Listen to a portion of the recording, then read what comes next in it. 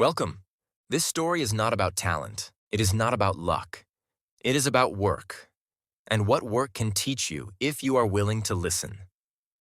For a long time, Jason Miller believed his job was just a job, nothing more. He worked, he earned money, he went home tired. The days passed quietly, almost invisibly. Jason never thought his work could teach him anything important, especially not about English, and definitely not about himself. Jason was 32 years old and lived in a modest town in Ohio. Not too big, not too small. A place where people waved politely and asked the same questions every day. He worked at a logistics warehouse near the highway, where trucks arrived early in the morning and left late at night. His role was simple: scan packages, check labels, move boxes, repeat. English had always existed around Jason, but it never felt like it belonged to him.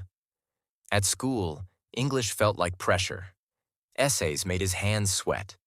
Speaking in front of others made his heart race. Teachers corrected him more than they encouraged him. Slowly, without realizing it, Jason decided that English was not his strength. So he avoided it. At work, he spoke only when necessary. Short answers, simple words. He listened more than he talked. When meetings happened, he stayed quiet, pretending to take notes while really counting the minutes until it was over. Inside his mind, a quiet voice repeated the same message. Don't speak too much. You'll say something wrong. Stay invisible. Jason didn't hate English. He feared it. One Monday morning, everything changed. Not suddenly, not dramatically, but deeply. The warehouse manager announced that a new supervisor was joining their team. His name was Robert Hayes. He came from another state. He spoke clearly, confidently, and calmly. When he talked, people listened. Not because he was loud, but because his words felt steady. On Robert's first day, he walked the floor, greeting everyone personally. When he reached Jason, he smiled and said, "Good morning, I'm Robert." Jason nodded. "Jason," he replied. "Nice to meet you, Jason," Robert said. "How long have you been working here?" Jason paused. The answer was simple, but his mind overcomplicated it. Finally, he said, "Almost 6 years." Robert raised his eyebrows slightly. "That's a long time," he said. "You must know this place well." Jason shrugged. "I guess so." Robert nodded and moved on, but that short conversation stayed with Jason. Not because it was important, but because it felt easy. There was no pressure, no judgment, just communication. Later that day, a shipment arrived with incorrect labels. Confusion spread across the floor. Workers looked at each other, unsure what to do. Robert stepped in and asked a question that changed Jason's routine. "Who here knows this section best?" Robert asked. Silence followed. Jason felt something uncomfortable rise inside him. He knew this section. He worked here every day. He understood the system better than most people. But speaking up meant speaking English, clearly, confidently, in front of others. His heart beat faster. Before his fear could stop him, Jason raised his hand slightly. "I do," he said. Robert turned toward him. "Great," he said. "Can you explain what's wrong with these labels?" Jason swallowed. He looked at the boxes. He pointed. He spoke slowly. "These codes, they don't match the destination. If we ship them like this, they'll go to the wrong state." The room was quiet. Robert listened carefully. "That makes sense," Robert said. "Good catch." That sentence hit Jason harder than he expected. Good catch. Not "your grammar is wrong," not "speak louder," not "be faster." Just good catch. For the rest of the day, Jason felt different. He walked differently. He noticed sounds differently. Words didn't feel like enemies anymore. They felt like tools. That evening, as Jason drove home, He thought about his work. He realized something simple but powerful. His job required English, not perfection. Clarity, intention, purpose. English was not asking him to be impressive. It was asking him to be useful. The next day, Jason tried something new. While scanning packages, he quietly described what he was doing in English. I check the label. I scan the code. This box goes to Texas. No one heard him. No one judged him. But his brain listened. At first, it felt strange. Talking to himself felt awkward. But after a while, the words flowed more easily. His mouth felt less stiff. His thoughts felt clearer.